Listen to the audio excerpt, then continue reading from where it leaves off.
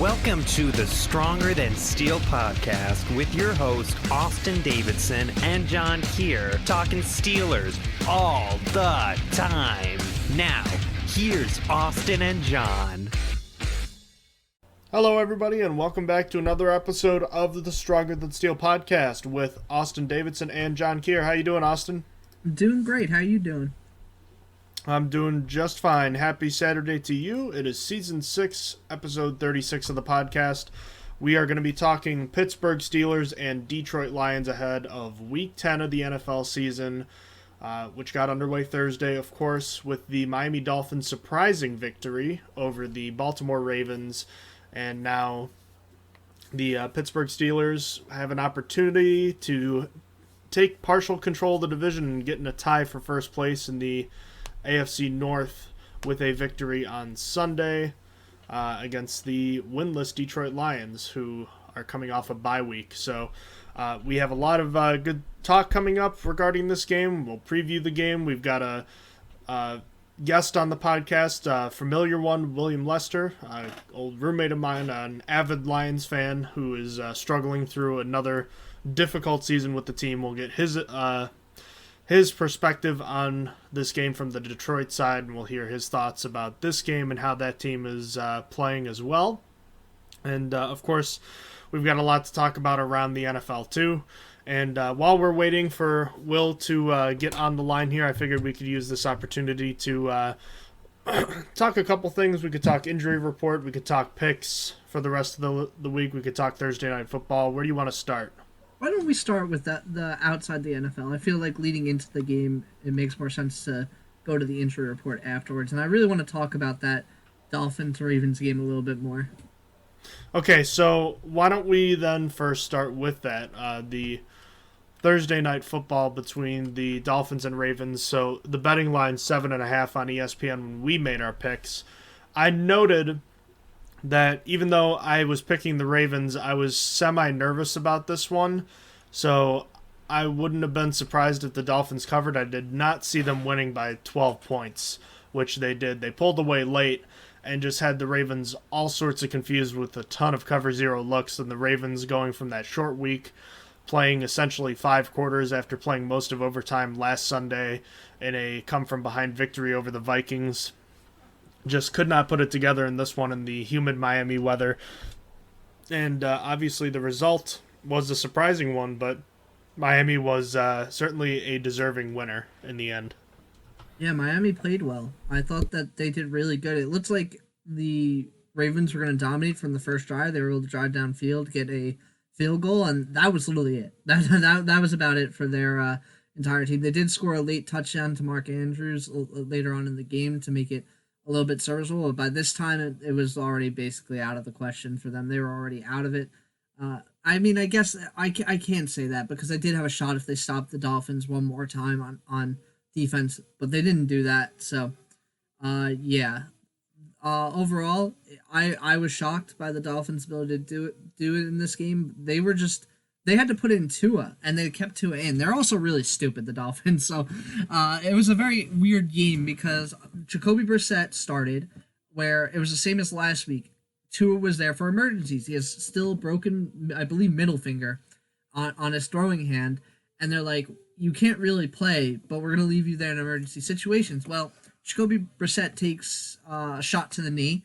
Looks like he's hurt. Looks like it's really bad.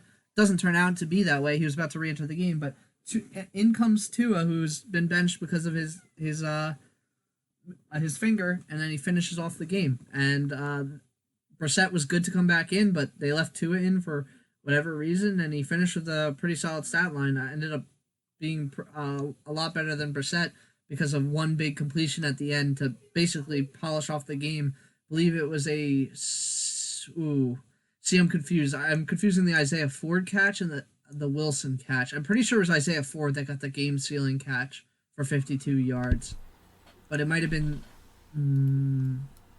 Are you talking about the one on the final drive? Yeah, the one on the final drive. The final touchdown drive, you mean? Because that wasn't the last drive for the Dolphins. Huh.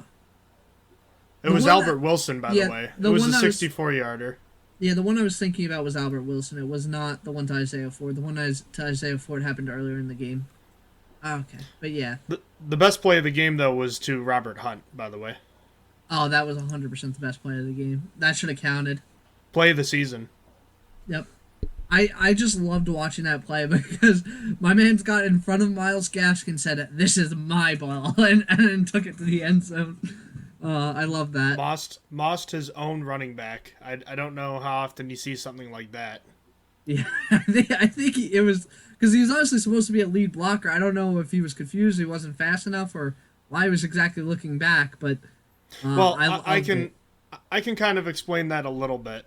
On occasion, when you're out on a screen pass, the lineman will occasionally glance back real quickly to see if the ball has been thrown, so they don't get called for illegal man downfield. Excuse me, I'm sorry, choking. I'm okay, but that makes sense, yeah, because you can't go until the ball. Based on the rules, the ball has to be, coming out soon. So that makes sense. But that was hilarious. I thought that was great. As far as the fact that it wasn't really a sexy performance from either team, but do you think that the overtime from Miami or for the Baltimore last week played a factor in the Ravens' loss here? I don't know if it. I'm sure it played a factor. I don't know. I don't think it's why they lost. They just didn't play good. They put up 3 points through 3 quarters, and that's not going to win you a game. So, and that can't all be blamed on that. Lamar Jackson threw a pick six. Oh, I'm sorry, Lamar Jackson threw a pick. Then there was a fumble 6 from Sammy Watkins. Marquise Brown was dropping balls again. Just not a good team performance, and I don't think it could all be blamed on the short week. Alrighty, do you want to move on from this game? Any last thoughts on Thursday Night Football? Well, Lamar Jackson is my MVP. Just can't help yourself, can you? I cannot. I literally cannot. 26 for 43. Oh, with an interception. Oh, that is quality MVP performance. Don't worry, you got 39 yards on the ground. Over 4 yards a carry. Excellent. Excellent. My MVP. Oh yeah. I don't know if I want to get into this right now. I'm not. Again, I'm not the biggest. I'm not the biggest Lamar Jackson fan either. But I don't know. He's allowed to not have a good game. That's my MVP.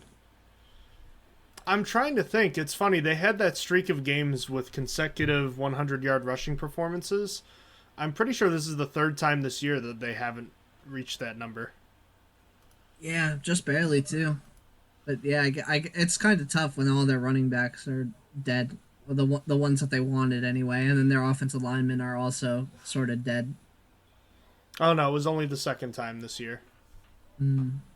So, they will be playing Chicago next week. Easy peasy. Should be a good bounce-back game.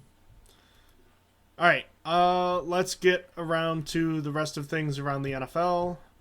Do you want to talk games? Why don't we get to the news first? The Los Angeles Rams made headlines for 2 reasons. Number 1, they signed Odell Beckham Jr. So after all these teams were thought of as potential frontrunners for Odell Beckham Jr., it's the Rams that end up signing him. That was definitely a surprise to me. Yeah, it definitely didn't make sense at the time. Basically, Odell was worried about not getting targets in Cleveland and then went to a team that had 3 solid wide receivers, a solid tight end, decent running backs, like just an all-around already good offense. And he's like, all right, this is good for me. Like, it makes sense to go to a competitor, I guess, but and I guess better than the Browns, but I don't know. At the time, before the news that broke today, it just didn't make sense. And I mean, it's not like he foresaw what would happen today. And what I'm referencing, I guess I could go into instead of being mysterious about it, is that Robert Woods tore his ACL in practice on Friday. The thing is, though, he didn't know until Saturday. He finished the practice, he got up, and even had a press conference after, and basically everyone thought he was fine. He thought he was fine. But on Saturday, it was found out that he actually tore his ACL during that practice. Finished the practice. What an Iron Man. I guess it just wasn't that painful. Sometimes that can happen, I guess. But, yeah, so now OBJ has a more defined role as being behind Cooper Kupp, but Uh, yeah, just tough injury for Woods, and I guess it ended up working out for Odell that he could be on a competitor and still get more targets. He could basically slide into Robert Woods' role. It's a curse, man. Odell Beckham Jr. did it. Yeah, he did. He came in and took his ACL. In all seriousness, though, the fact that Deshaun Jackson left the Rams for that exact same reason kind of makes you wonder why he would go to the Rams, before all that. It makes no sense. Like, he could have went so many other places that were competitor that would give him the reps. I don't know what he got from the Rams. Apparently, he had a bunch of conversations with the Rams guys over there. I know he specifically talked to Jalen Ramsey and Von Miller. And then Jalen Ramsey basically had him talk to the rest of the wide receiver room. I get whatever they said was really good. I have no idea. It didn't make sense at the time for him to go there. Seeing as how the injury to Robert Woods is going to lead to him getting more playing time, do you think it ends up being a good signing after all that? Oh, I think it is. I always thought it was a good signing, though. For them, for OBJ, it wasn't, but for the Rams, why not? Wide receiver 3 being OBJ, that is ideal. Like, behind Robert Woods and Cooper Kupp. Then your wide receiver 4 is Van Jefferson. You have a really nice squad that especially when you consider that you also have Tyler Higbee, and then your running backs have been serviceable between mostly Darrell Henderson, and then Sony Michel, I guess, exists, but so I think it was a good signing. All right. Elsewhere, wide receiver Julio Jones of the Tennessee Titans has been placed on injured reserve as well. He's been kind of quiet this year, but the fact that he's still a name is interesting because now the Titans offense is basically just A.J. Brown, which kind of changes the way that team is going to play even more. Yeah, that's not what I was hoping for when I had talked about how I thought the Titans could still exist. I mean, Julio Jones is going to be back for the Steelers game more than likely, but I said that with A.J. Brown and Julio Jones healthy, they would still be able to have an offense without Derrick Henry. I don't know how much they can handle with just A.J. Brown.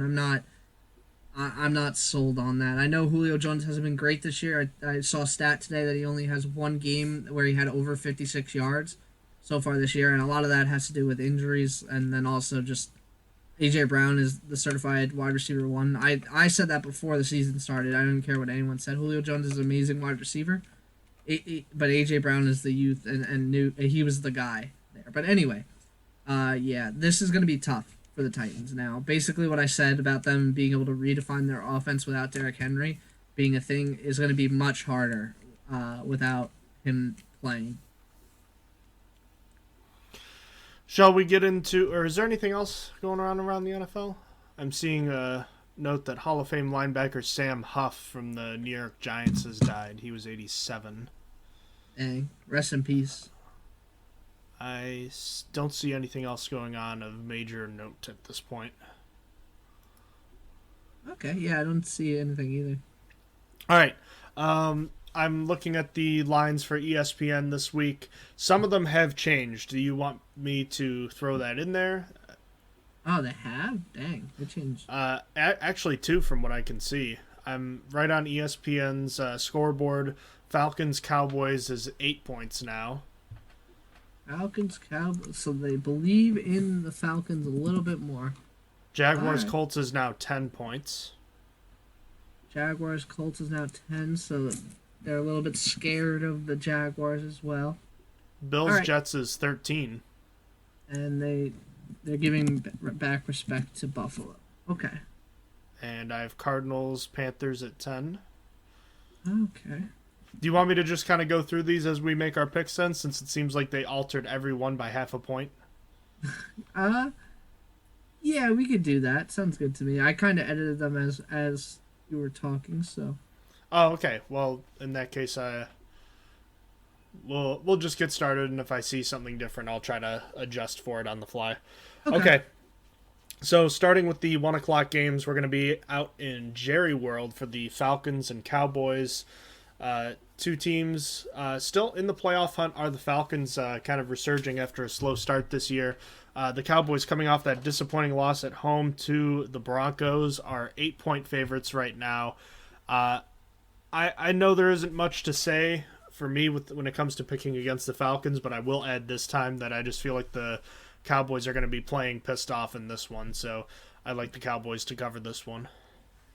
I like a backdoor sneaky getting back into it for Atlanta, so I'm going to pick Atlanta +8. I originally had them +8.5, but I was still taking +8. Saints at Tennessee Titans. The Titans are currently -3, no line adjustment despite AJ Brown. Julio Jones going on injured reserve. I know that he hasn't been a big part of the offense, but given the fact that their offense is just AJ Brown at this point, I have a hard time thinking that this is going to be anything other than a 3-point win for either team. This has push written all over it for me, so I'm going to go with the Saints on the road plus the 3. I feel like this was the only matchup where I would have picked the Titans to cover, and I'm picking the Titans to cover, and it's because the same thing just happened to the Saints. The Saints have no offense.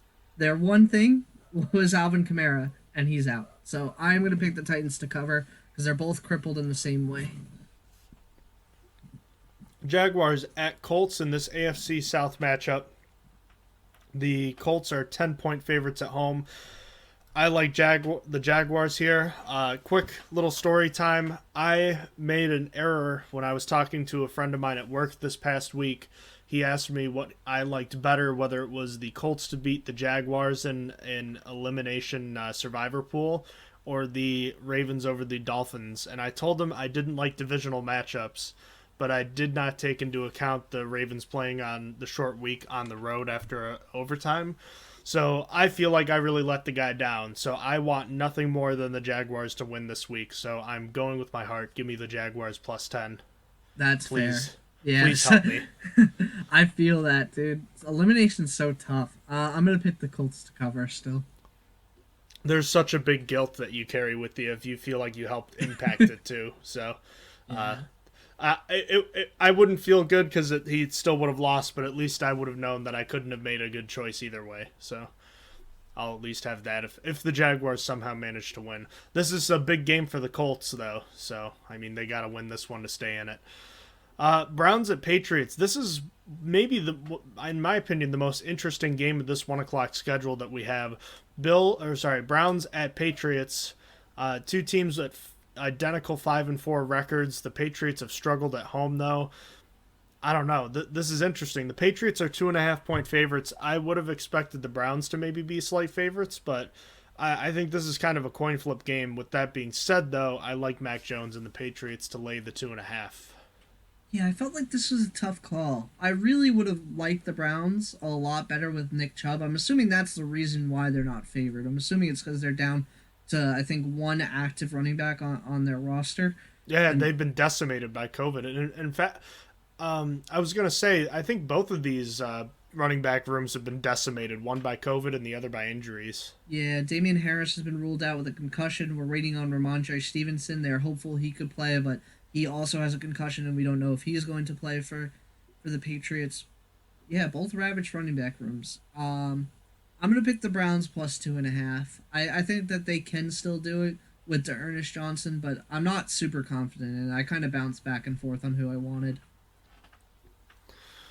Anyone see what the weather is in New England on Sunday? I feel like if it's a bad weather game, I like the Patriots, as weird as that sounds. But if it's good weather, I like Cleveland. I have no idea. I know that it's raining in Pittsburgh. AccuWeather says Snow. 52 degrees and cloudy. So, I don't know. Like I said, coin flip game in my opinion. Should be one of the best games of the early slate here. When was the last time you saw a team lose to a 1-7 football team and then was still favored by double digits the following week? It can't happen very often. I can tell you that. And it's got to be week 17 to the playoffs. And that, I don't know, double-digit point favorites in the playoffs. I can't imagine that happening very often, though, either. Yeah, it's not very often. You'd have to. What I'm imagining, right, is that the team was the 1 seed that benched all their players in week 17, and then they were facing the 6 seed, and the 6 seed really sucked. It was like a year where the AFC South, where like one of those Texans teams made it, and it's like that team wasn't even that good. That's what I'm imagining.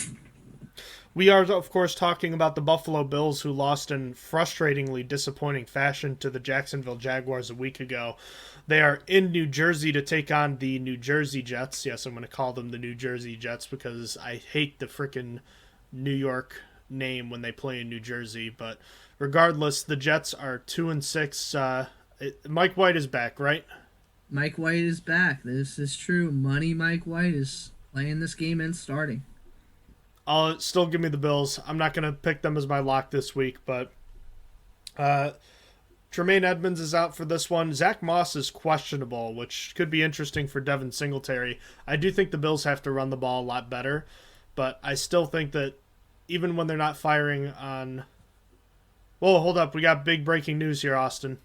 What's the breaking news? Ben Roethlisberger has been declared out on Sunday after being placed on the COVID-19 list from Field Yates. Sheesh! Oh my goodness. Wow. Okay. All right. So that is some big news. What a bombshell. Oh no, and that opens up the chance that tomorrow it could get worse. Oh, in the morning, because they have to, any unvaccinated, we'll have to, I guess we're going to find out who's unvaccinated on our team if anyone else tests positive, because no one can be tested on Sunday, I think, based on the new rules, unless you're unvaccinated. So, oof. It doesn't say if he tested positive, so, I mean, you can deduce that he is he's either positive and vaccinated, or he's unvaccinated in a close contact. Well, the other, not to go crazy here, but oh wow. Well, I'll put it this way. I know Mason Rudolph has had social media stuff saying that he's a Trump supporter. Do you think he's vaccinated? I have no idea.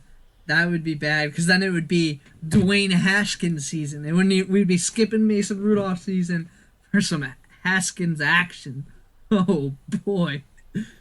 I really hope that's a false positive. Oh man. Oh god. That was not news I was ready for. When you said breaking, I didn't expect it to be for the Steelers, and that was not what I was expecting. The Steelers have been so COVID free this year. He's the first Steelers player to be placed on the COVID list this entire season. Yeah, that's so tough. That is a tough pill to swallow. I guess be careful what you ask for. I wanted to see Mason Rudolph play earlier in the year, and now I'm getting it when everything. I was like, okay, this is fine. He's not throwing the turnovers anymore. There was a reason I was saying to give it more time. I don't know. I do not feel good about Mason Rudolph having to play in this game. Sheesh. All right. According to Ian Rappaport, Mason Rudolph will start. So, I mean, you can kind of deduct from that what is going on. I don't know. It makes it sound to me like Ben was a close contact. Yeah, I have no idea. So that's gonna suck. I don't know. I do not know. Wow. That I'm glad we got that before we started the interview with Will. Yeah, because that doesn't quite change the outlook of the game by quite a lot, losing the team's most valuable position. Yeah. Oh, man. I wonder how the line is going to be impacted here. And to think I was going to have a bold prediction about Ben Roethlisberger touchdowns. You just got to switch out the names. Make it Mason Rudolph. Whatever you're going to do. You were going to say Ben 5 touchdowns? Now you have to say Mason has 5 touchdowns. Oh, Lord. Let me see what this says. If... Stupid ad blocker. This is really good podcasting we got going on here. Trying to scramble right now. All right. According to Pro Football Talk, Ben Roethlisberger is out for Sunday's game. He becomes the second high-profile quarterback to miss a game after test. What is this? Sorry, I misspoke here. If he's vaccinated, he'll be able to return after generating a pair of negative tests at least 24 hours apart. If he's not vaccinated, he'll miss at least 10 days. Yeah. So I guess we'll find out pretty soon if he's vaccinated or not. Yeah. I thought he no. was. I thought I read somewhere that he was. I guess he never disclosed that. I'm not sure. I don't remember if it was disclosed or not. But we go and find out, basically, from this. Well, Maybe he was immunized. Immunized. don't. Let's not even get to that. Wow. Well, that was certainly an interesting bombshell. Certainly changes the way. We are going to have to approach the preview of this game. Yeah. That was unfortunate for that to be the first COVID positive test that we had. Certainly a surprise to be sure. Well, with that being the case, do you want to continue moving along? Yeah, sure. We can go back to the rest of the NFL. All right. We were on Bills and Jets, right? We were talking about Bills and Jets, yes. Yeah, so I'm going to take the Bills. They're 13-point favorites on the road. I am going to take them. A little nervous, but I do think they'll bounce back. I simply cannot pick the Jets anymore. I'm going to have to go with the Bills to cover. It doesn't matter the spread. I cannot trust the Jets anymore, regardless of how close they were to covering the spread last week against the Colts, or when they last played the Colts. Yeah, so give me the Bills to cover. I hope it's a good game, though. I have a lot of friends going to that game. Tampa Bay Buccaneers at the Washington Football Team, a rematch of last year's wild card preview in the same stadium. Tampa Bay is a 9.5-point favorite, though, on the road. I like Tampa Bay in this one. My NFC Championship pick has been so horribly disappointing this year. Yeah, Washington Football Team has nowhere near the defense they were supposed to. We can sort of relate. Not that bad, though. But, yeah, I'm picking the Bucs to cover as well. All right, Austin, we're going to have to take another break here because Will has said that he is ready to go. So we're going to pause things here, and we will pick up after our preview. We'll finish up the picks, and we'll talk more about this game. All right? Sounds good. All right. All right, hello and welcome back to the Stronger Than Steel podcast with Austin and John. And as mentioned before, we have our good old friend Will Lester on to talk about the Detroit Lions. Will, welcome back to the Stronger Than Steel podcast. How you doing, man? I'm doing good. I'm hanging in there. I'm glad to be on. Always great to have you on, Will. It's unfortunate the Steelers and Lions don't get to play more often, but we always appreciate having you on the show. And some news broke right before we got to have you on the show, and figured that would be a good a spot as any to start with. The Pittsburgh Steelers starting quarterback Ben Roethlisberger will miss tomorrow's game against the Lions after being placed on the COVID-19 list, which means that it's going to be Mason Rudolph starting against the Detroit Lions. And Will, I know Ben hasn't been playing great this season, but when you see that kind of news, I mean, what's running through your head when you hear something like that? Well, initially, I just kind of chuckled to myself because everyone's going to jump to the bit like, oh, this is the week, this is the week. But this is the kind of headline we've seen before as Lions fans and frothed at the mouth for and then totally dropped the ball on. So I'm going to try a lot of the weekend to not take it for granted and hope we get the win, but understand that even Mason Rudolph is capable of beating this team with ease. So we'll see how it plays out. But we'll call it cautious optimism then? Absolutely. That's the name of the game when you're a Lions fan. And oh no, I'm sorry, man. It's especially with a season like this, it's sort of the reality where you have to understand where you're at. And I know this is not a team destined to win games this year simply based on an age level and talent level. So I mean, the hindsight is if we lose games, it's for the greater good. We get better draft picks, and this is a new staff that's starting to build a roster and kind of go from the ground up. So we have a long ways to go anyway, so there's no need to lose sleep over games against an AFC opponent when you're on the road. And why don't we start there, Will, actually, since we're talking about the way this team is formed. A lot was talked about when Dan Campbell was introduced as the new head coach of the Detroit Lions in the offseason. Obviously has a lot of great quotes, but is it unfair to say that even though this team is 0-8, the way that he has kind of held this team together and the way that he's been perceived as like a leader, is it unfair to say that this might be the best 0-8 start you've ever seen for a coach, considering it doesn't seem like there's a ton of negative publicity for him? I mean, I don't know if there's a lot of 0-8 starts that you love, but in hindsight, I like more of what I see from an 0-8 Dan Campbell team than I did from a 2-6 Matt Patricia team.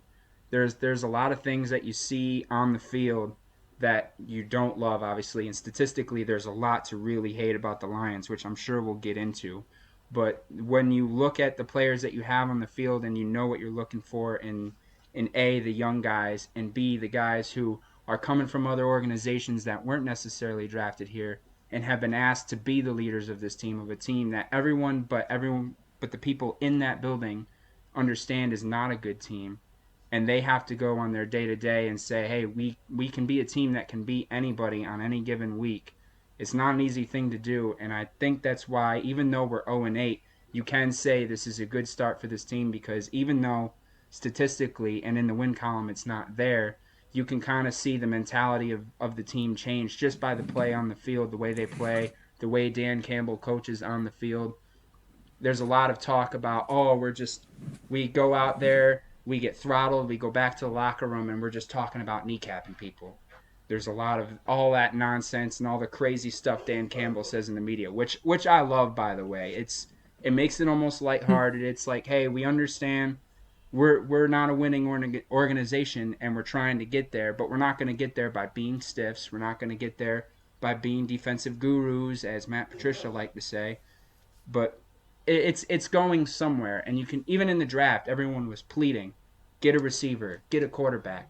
They didn't do those things. They went out there, they got good physical players. They got Penei Sewell. We got Levi Onwuzurike. We got Aleem McNeil, Derek Barnes, Ifeatu Melifonwu, all have been contributors on this team since day one, with the exception of Melifonwu, who's been hurt since week 3. But all these guys have seen starting roles. We've seen progression from them. They come through with a mentality of, we're here to play. We're here to play hard. We don't care what they're trying to say about us. We want to go out there and we want to lay it all out there and win. And while we haven't won yet, there's been a number of games where everyone in the world's been like, how did the Lions lose this game? They should have won this game. I mean, you look at Baltimore, Minnesota, the Rams. These are all very winnable games from the way we played. So, like we said at the start, I'm cautiously optimistic of what this team can do. Not so much in winning a bunch of football games, but seeing the progression from, we were a team last year that was defensively worse than we were 0-16 back in 2008. And then, John, I know I've told you that so many times it could make you vomit. But when you go from a team like that and you see how they respond a year after, 0-16 teams don't come around and win a bunch of games. The Lions came around after drafting Matt Stafford and only won 2 games. And Matt Stafford is out there as an MVP candidate right now. So there's no reason for me to sit here and be like, we should win 5-6 games and compete for anything. We need to get better with the young guys we have here and take that next step forward, rather than just turning around and being buried again and then having to go through this process all over again, which we've seen so many times. Yeah, and I think you guys should just got to get healthy too. Agreed. I was really high on Romeo Okwara coming into this season. I really liked him. I thought that he was like a sleeper guy. Obviously, he's on IR. You guys invested a really high draft pick in Jeff Okudah, and while so far he hasn't played well, I think he could develop, as you talked about. Ifeatu Melifonwu. I'm sorry if I mispronounced that. He's on. There's a lot of guys like that on this roster right now. Don't feel bad. There's a lot of hope for the future with the young guys that are there. There's just need to get healthy and stuff like that. And you guys almost came back against the 49ers as well. They made it close at the end. That was like really early on. I'm pretty sure week 1, right? Week 1 was that game, and that was also the last time this Lions team scored 20 points in the game. So it's been tough sledding, but yeah, there are guys like that, like Okwara, Melifonwu, who have shown promise, and unfortunately we have so many injuries, especially in the defensive backfield, where we're missing at least 4 guys going into this week, being Okudah for the year. Melifonwu just returned to practice this week, but I believe he is going to be out this weekend. Undrafted free agents, we have Parker and other guys who just are also hurt. It's it's been tough sledding in the secondary on defense, but we do have pieces here, and I am optimistic about a lot of the young guys. I gotta say, I was looking over the whole coaching list that the entire Lions team employs, and there's a lot of good recognizable names, from Deuce Staley to Anthony Lynn, Mark Brunell, who else? Dom Capers, Aaron Glenn. There's a lot of recognizable names there, which I think bodes well for the Lions going forward, especially coming off the bye week. And a lot has been talked about the whole Jared Goff trade for Matthew Stafford. Jared Goff has put up decent numbers at times. I'm thinking in specific situations he has not had terrible numbers like in week one, but at the same time it sounds like he's just not making a lot of the plays that the Lions were hoping that he might be able to make, and he hasn't been pushing the ball downfield. I saw a graph of intended air yards and completed air yards, and it looks like Goff is way down in the corner. Now, I know it's easy to blame the quarterback, Will, and I'm sure that there's a lot of blame for him too, but is it also fair to say that he's struggling because there's really not many weapons in terms of the passing game? I mean, where do you come down on that? Is it really as simple as saying that it's both on the receivers and the quarterback, or is it just as simple as one side isn't performing and that's what's causing the other side to be dragged down too? I mean, I think like you said, it's pretty universal. Jared Goff has been incredibly underwhelming. But I think if you're someone who came into this and thought Jared Goff was the answer to this team, then I don't think they looked at it from a full scope of things. I think the majority of people from the outside looking in said Jared Goff is your bridge quarterback. He's the guy to get you to whoever you're going to bring in when the time is right. And that's kind of how I felt about it too. Granted, I think my expectations for Jared Goff were a little higher than the way he's performed this year, simply based on he's a former number one overall pick. He has led a team to the Super Bowl for some reasons or not, but he does bring that sense of he's seen what a winning team is, and you hope he could bring it over here. I think the biggest problem is, yes, we do lack that you want to have those weapons that when another team comes to your stadium, you're afraid of that guy. You want that guy that puts fear in those defenses and forces the defenses to have to play specifically and cater to that player. We don't have anybody like that, with the exception of maybe DeAndre Swift and TJ Hawkinson, who are the team's two leading receivers. I mean, tight end and halfback are leading receivers, and then you're talking about guys who, if you ask every other fan, they'd go, who? I mean, Quintez Cephas, Khalif Raymond, Amon-Ra St. Brown. They've shown some ability to make plays, but at the same time, they're not giant threats, and we're not a team that goes downfield very often. And I'm a believer that I don't think Jared Goff wants to go downfield as often as he might. And I think part of that is not having those threats. And just looking at Jared Goff's stats, I mean, their average yards per attempt is somewhere in the neighborhood of 5.5. I mean, that's how much they're producing on offense. And it's not working, whatever we're doing. And let me think. There's another statistic where we have run 516 plays on offense.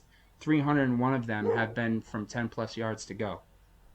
I mean, that's over half of our plays from 10-plus yards to go, and we still don't attempt to go down the field very often. So it's just one of those things where I was hoping to get more out of Goff, but I think more and more as we look at it, it's a combination of no weapons, and I don't see in Goff what – and I guess we're kind of spoiled. I don't see in Goff what I've seen in Stafford for all those years.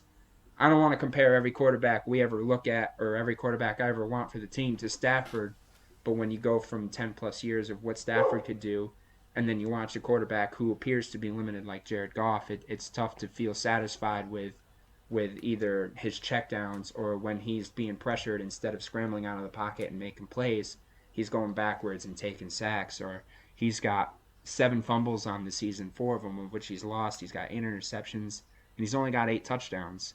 This is a team that hasn't scored 20-plus points in a game, like I said before, since week 1. If I had to put my thumb on one specific thing, I would say I don't think he has any confidence in who he's throwing it to.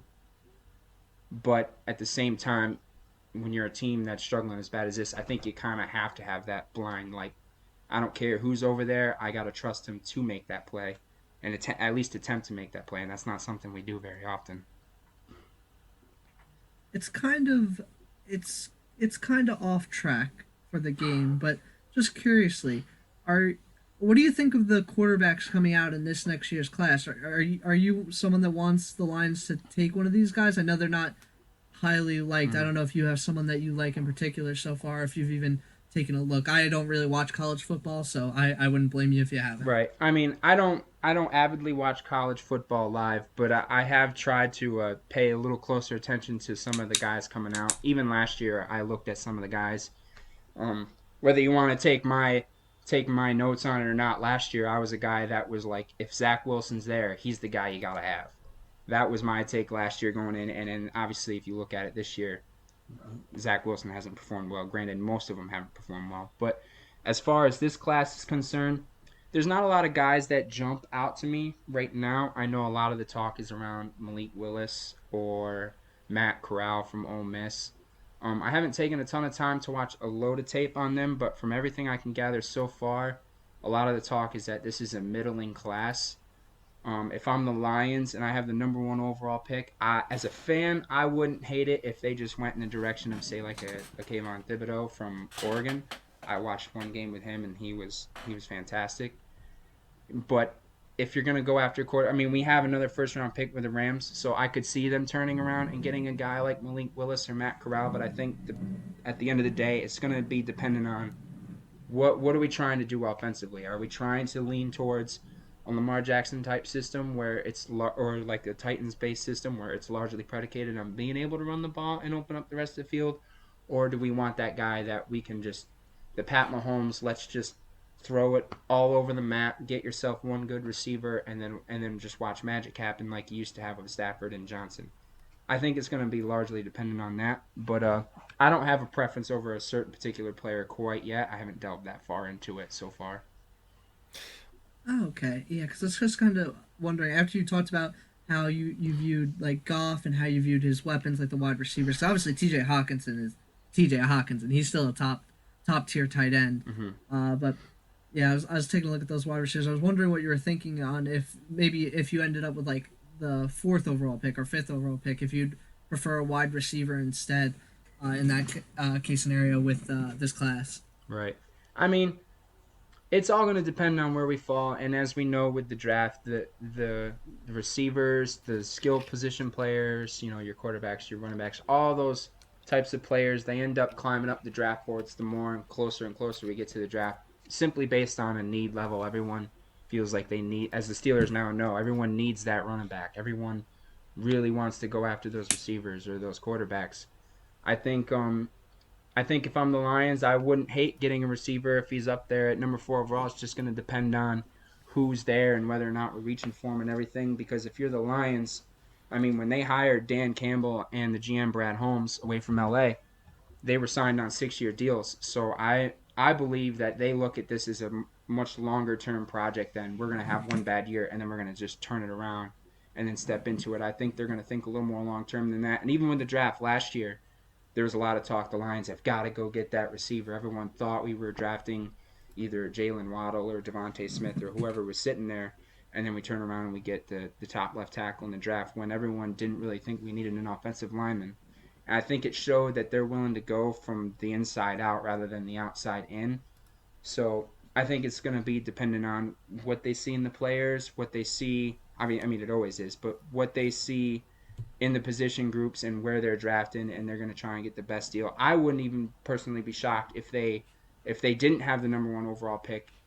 They would probably trade down. I think they're looking at this more long term. Let's get more picks. Let's get more players because they got guys they like maybe further down the board or something like that. So until we get closer to the draft, I'm not going to get too preferential with it, but just my take on it is I feel like they're going to look a little further than just next year as opposed to, hey, we're a receiver away from scoring more points in offense, let's do that, rather than just blow it all up and try again. So we'll see.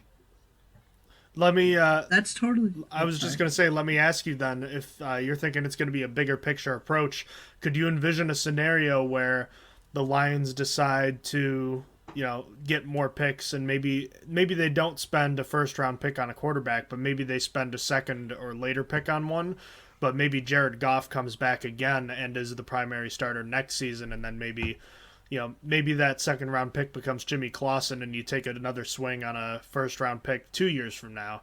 Do you see that being the most likely scenario at this point? Absolutely. I mean, we have Jared Goff on contract at least through the next 10 years. Or not 10 years, excuse me, 2 10 years. years. Not 10 years. No, 10. Thank God. No, we have him on contract for the next 2 years before it becomes cuttable to a point where the money doesn't kill you.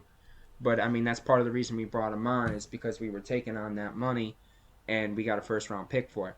So, we have 2 first-round picks right now as it stands. I can imagine if we traded down or absolutely, I can definitely see this team looking at a quarterback that could come up later in the rounds and say, you know what, we got Jared Goff for another year. We'll take a swing on this kid.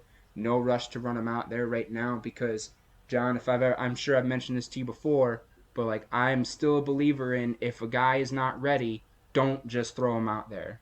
There's a lot of talk in the NFL these days. You get your guy, you throw him out there, you let him take his lumps and get over it. I hate that idea. We've seen it with Joe Burrow last year. We're seeing it with Zach Wilson this year, where they're kind of thrown to the flames, and both of those guys walked away with injuries on teams that were just clearly not ready yet. So I'm a big believer in if you see a guy in round 2 or 3 and you get the guy and you believe in that guy, you don't need to throw him out there right away. I can live with Jared Goff for another year if that's what they want to do. I have no expectations for this team until maybe year 3, year 4 of this whole rebuilding thing. So. For sure. Alrighty, let's circle back to this game then, and let's kind of focus in. We talked a lot about Jared Goff. This Lions team not putting up crazy numbers as far as running the ball, but if I had to put a finger on that, they are ranked 26th in the league in rushing yards. I do feel like they've run the ball somewhat effectively, though. I just feel like they probably don't have eye-popping numbers because they've been behind a lot this year. Do you agree with me that if they are close in games, they can run the ball successfully with DeAndre Swift? Absolutely. I mean, going into this year, that was the main concern for me about this team was we're largely built to be able to run the ball and come off of that. But the biggest fear was, we're not going to be in the lead for a lot of these games to do that. In fact, the Lions offense did not have the ball with the lead until week 7 when they played against the Rams in the second quarter. That was the first time that offense got a snap when they had the lead. So, yeah, and with DeAndre Swift, who's obviously, I think, our biggest weapon on offense, he's got more receiving yards than he does rushing yards this year. He's got 415 receiving yards coming into this week. He's been incredible dual threat running back, and I think part of that has also been the bringing in of Jamal Williams. I think he's a big piece of this offense, and he was severely missed our last game when we played against the Eagles, and I mean, we got throttled against the Eagles. So I think this offense, even though we don't run the ball as effectively, you said we're ranked 26, I think a large part of our offense still goes through them where they're our biggest threats, and if we have both of them, we can play off of that a little bit, and it takes a little bit of the pressure off of Jared Goff having to make big plays, which is something he struggles to do. So that, Swift is definitely our biggest weapon. TJ Hawkinson's out there. The run game is super important. He's only run for 289 yards, Swift has, but I still think having those guys back there is like what I talked about before. Those are the guys that put fear in the defense. Those are the ones you plan for. Those are the guys you think about when you're making your game plan. So I think they're super important in this game against the Steelers. So no Jamal Williams in this game is obviously a big blow. Even if he's not the main running back, he is still an important part. It looks like it might be a combination of Jamar Jefferson or Godwin Igwebuike, player Austin looked at a few years ago back when he was safety, I believe. So do you imagine this is going to be a game where Swift gets leaned on heavily, or do you imagine we'll see a good mix of backs behind Swift? I think, it's going to be a healthy combination. I think Swift is definitely going to be the guy for most plays, if not just running the ball, but coming out of the backfield. But I expect to see pretty much anybody. I mean, this is a team, this is a coaching staff that's not afraid to just say, hey, if this guy had a good week of practice, we're going to give him that shot. This is a team that feels like they have nothing left to lose. So this is all year. It's been no-name guys coming out of nowhere making plays for us when we need them, especially in some of these close games. So I have no doubt, Godwin. I'm not even going to try and say his last name right now, but yeah, he'll get his reps and he'll get his chance to make an impact on this game for sure. We touched a little bit about the receivers earlier already. I just thought it was telling that two of the highlighted receivers coming into the season, and Brashad Perryman and Tyrell Williams, two of the highlighted guys who already were not, top line guys, were released before making any significant impact this season. You touched a little bit on Khalif Raymond, Amon-Ra St. Brown, and Quintez Cephas. Yep. Yeah, I had a hard time naming the guys, but do you look at those guys? I know St. Brown is a rookie and he has the potential to be a weapon going forward, but in a scenario where the Steelers try to crowd the line of scrimmage and take away TJ Hawkinson and try to box up DeAndre Swift, is there one of those guys? Could you pick one of those guys to be like, okay, this is the guy I would trust to break out and have maybe a 6-catch, 85-yard, 2-touchdown day? I think the best chance you're going to be looking at is Khalif Raymond. I think he's the guy that they bring over the top more often. They try and get him coming across the field. He'll be the dump down guy for Jared Goff, which if they come after Jared Goff, he's going to look to dump to those guys. Quintez has a chance, but that's only if they find an opportunity against the Steelers defense to throw deep, something that I don't think the Steelers are going to be doing too much of. If I had to put my thumb on it, I'd say Khalif Raymond would probably be the guy. But if you're thinking about that in fantasy, if you're going with Khalif Raymond this weekend, you might want to rethink how you're building a fantasy team, because even though he might get the high volume, I don't love Khalif Raymond going off for 85 yards. I think Khalif Raymond will get the most looks, but I don't know if it's going to be for over 50, 60 yards. It's just these guys aren't catching the ball as often as TJ Hawkinson or DeAndre Swift are. You know who I really thought was going to break out for your team? I thought Geronimo Allison was going to be. I was just going to say that. Yeah, I loved him in Green Bay. I was sad that he didn't work out as a starter. I mean, he's still on the team, obviously, but he's not like one of the three main guys. You guys got Khalif Raymond, as you just pointed out. John talked about St. Brown, and then you have Kadarius Hodge, is kind of like your third.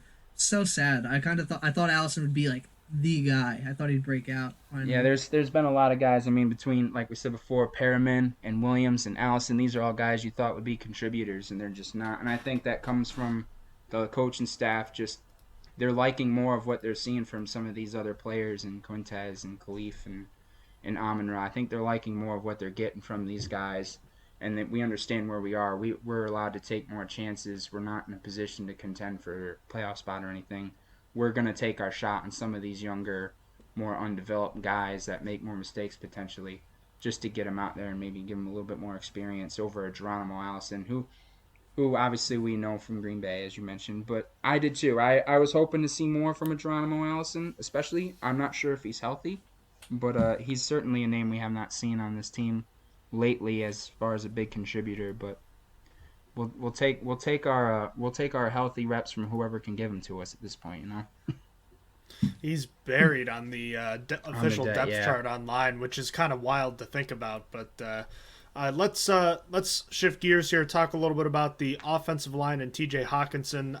As you already know, Will, I was a big fan of Hawkinson coming out of Iowa 3 years ago, and I know you have your priors on the early tight end, which we don't need to get overly into. And you know what, Will, I completely forgot. We've the three of us have buried the lead here. This is the Eric Ebron revenge game. Shame on us for not talking about it sooner. Forgive me if I'm not shaking in my boots. hey, he might have 2 catches for 5 yards in this game. He just may.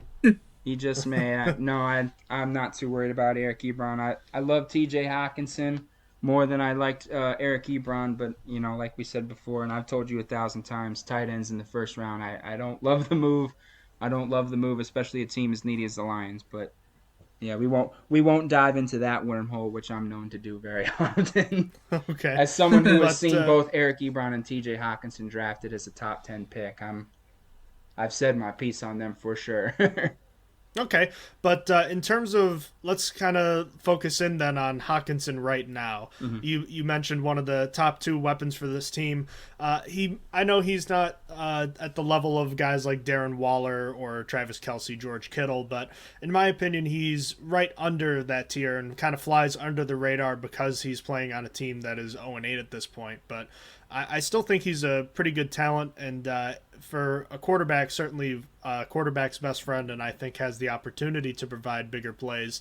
Is it fair to say that he's maybe not panned out as a pick that early, but has been a reliable option and hopefully should be a player that you guys can hang on to for the foreseeable future?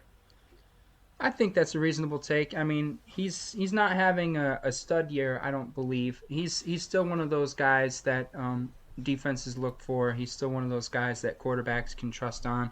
I think the big draw on T.J. Hawkinson this year is he's not finding the end zone as much as we want because we're not really in the end zone as much as we'd like to be.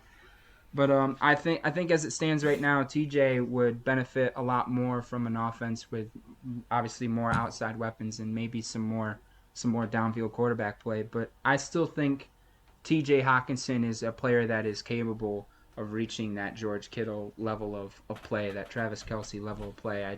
It's not going to happen this year, not with this offense, not with the lack of weapons on there. And I think that's almost true for any tight end in this league, that if you're going to have those levels of excellence at the tight end position, you're going to need those guys on the outside to open up the middle of the field for you to get those first downs for your team when they're double covering a Tyreek Hill or what you have not. So I think there's still room for T.J. Hawkinson to get better. Obviously, I think the world of him. He was a first round pick. I hate when people say first overall pick because I don't agree with the saying. But no, I think he can still get there. I think this is just an off year for him where he's already in his, I think, third different offense with this team. He's on his second head coach now, and I think he'll get there. I still think the jury's out on whether or not that was a bad pick or not, but I still think he's capable of proving them wrong here.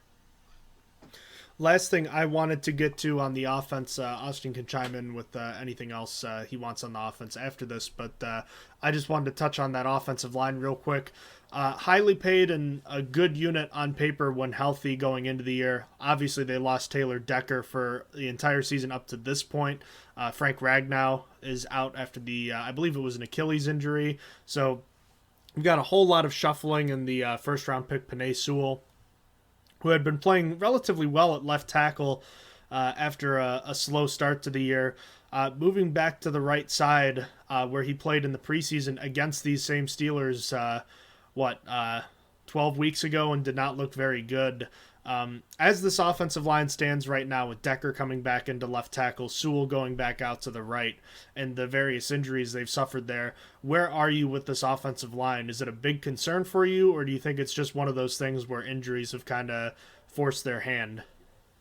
I think it's coming from a place of where the injuries have really just forced them to do things they're not comfortable doing. I think from the get-go, the depth of this offensive line from left to right has been really good, but from top to bottom hasn't been. There's only been 2 or 3 different guys that maybe we felt comfortable shuffling into the starting lineup going into the year, and losing Taylor Decker after, I believe, either in the preseason or after week 1 was a big blow. But I think the biggest blow for this line has been Frank Ragnow. I mean, he's our all-pro center, arguably the best center in the league, and I think he's the leader of that unit. I think everything anchored on him and worked well. And in retrospect, Penei Sewell did play well at left tackle, more so than he did at right tackle. But I think there's a certain, we're going to put Taylor Decker back there, and hopefully after getting Sewell back to right tackle and having that experience over there, it can simplify the game for him a little bit. And when he steps back to the right tackle role, he may not struggle as much as he did in the early parts of the season. I'm still, like everything with this team, I'm cautiously optimistic that this line, when fully healthy, is a top 10 unit in this league. But we're dealing with some injuries, and we're not moving the ball offensively. So I think everything is up for question at this point as to what's working, what's not working in this offensive line. While it hasn't been horrible, has not been perfect either. So. All right, anything you wanted to touch on with the offense, Austin? Or do you want to move over? No, I think we're good to move to defense. I think it was covered pretty well on offense. Okay. Well, as we talked many times over the last few years about the Matt Patricia era and the defense he was trying to build, many of those pieces still trying to be repaired or replaced, if you will, on what is unfortunately for Detroit one of the worst defenses in the league at this point. 31st in points per game and 25th in yards allowed per game.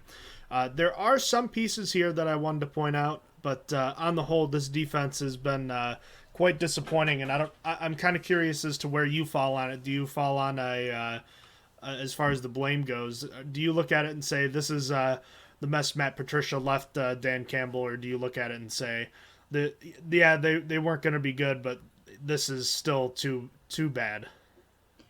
Yeah, I didn't have extremely lofty expectations for this defense, and simply because it's young and it was slow. I think that was the biggest takeaway from the Matt Patricia defenses is beyond just a strategic standpoint, what they tried to do, the players they walked out of the building between Darius Slay, Quandre Diggs.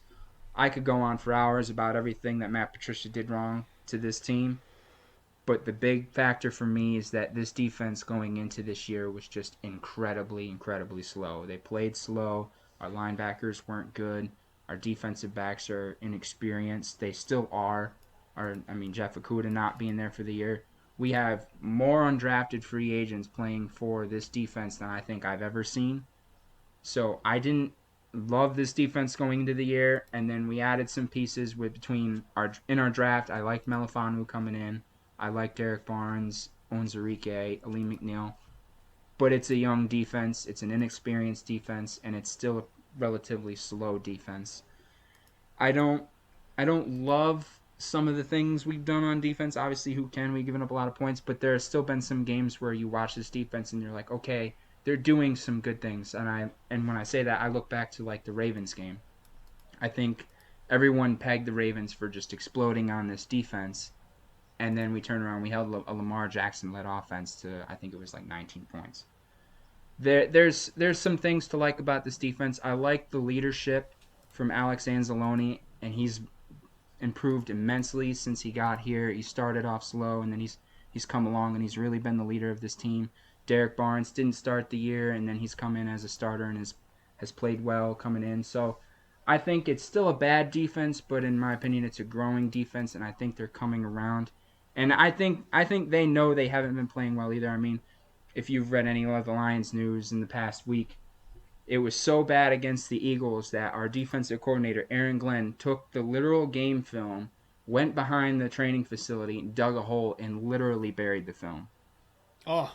Literally buried the film. I was befuddled when I saw that news earlier this week. So they know they haven't been playing well, and they have higher expectations for themselves than I think they really need to have. But all in all, this is a unit that is, again, struggling with injuries like almost every team in the NFL this year is. I don't like to say we struggle with injuries, because everyone deals with it. But we're just, with all these injuries, we're just incredibly inexperienced, and I think it's showing for the most part.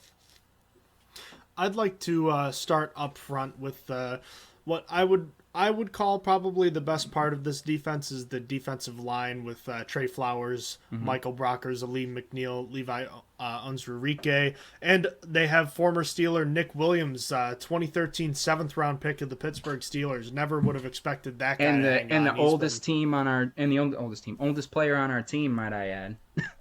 Really? He's only 31. Him and Brockers are the only two players on our team that were born in 1990. Everyone else is younger than that.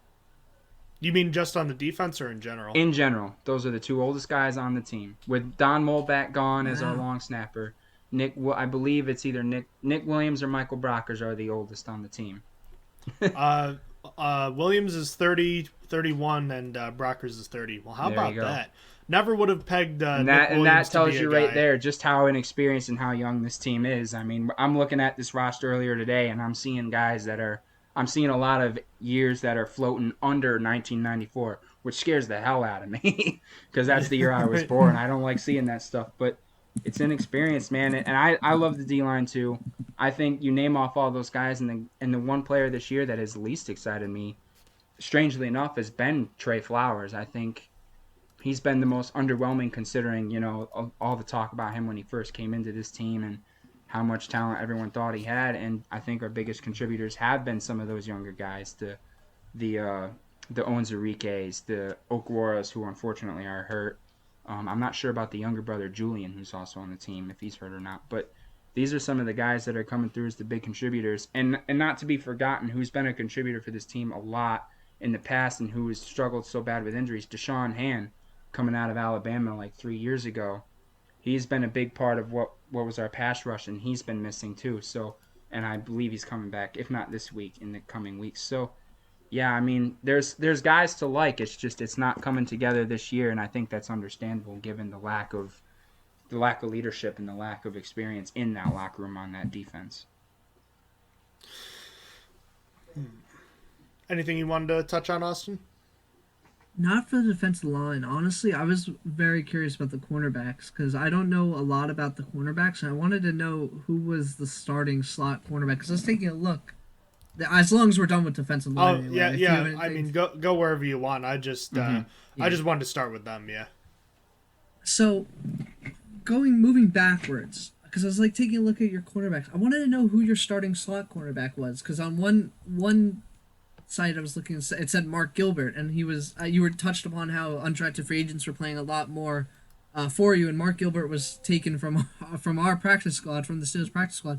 I was very curious about that because he's not listed as the starter anywhere else, but I wanted to know who it is because I'm not sure who is the starting slot cornerback. That's a good question. I think it changes pretty often. It's fluctuated so much with injuries and things of that nature.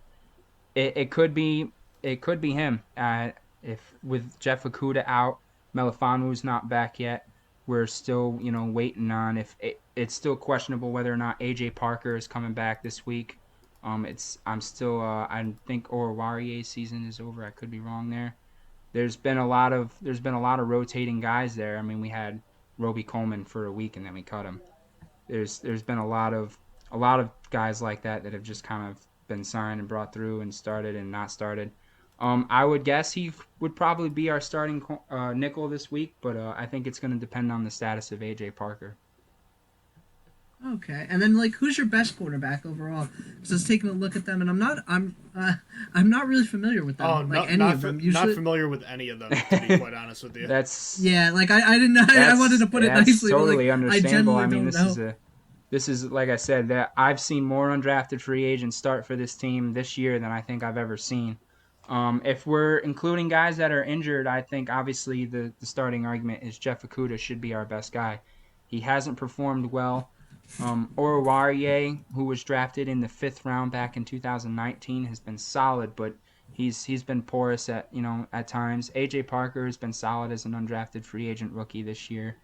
I liked what we were getting from Ifeatu Melifonwu, and unfortunately, he's been hurt lately.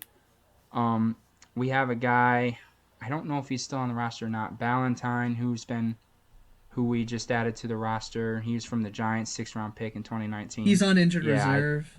It's been a lot of that. Rotating door at injured reserve. Yeah, absolutely. For a young group, it's just it seems like they've just been hammered. Yeah, this has been a unit that has seen a lot of inexperience walk in and out the door at the cornerback position this year. Jerry Jacobs has been solid as an undrafted rookie for us this year. As far as guys are healthy, I think it's one of those two guys. It's Parker or Jacobs right now, but in terms of guys that are healthy, you're looking at, or unhealthy, I think Jeff Okudah is supposed to be that guy, but I like the play we get more from Melifonwu than anybody else on the team so far. So, yeah, if you're at home thinking about starting any Steelers receivers in fantasy this week, I think you've got a really good shot at getting some numbers this week. Even though Big Ben is out, I know. Oh, with Mason Rudolph.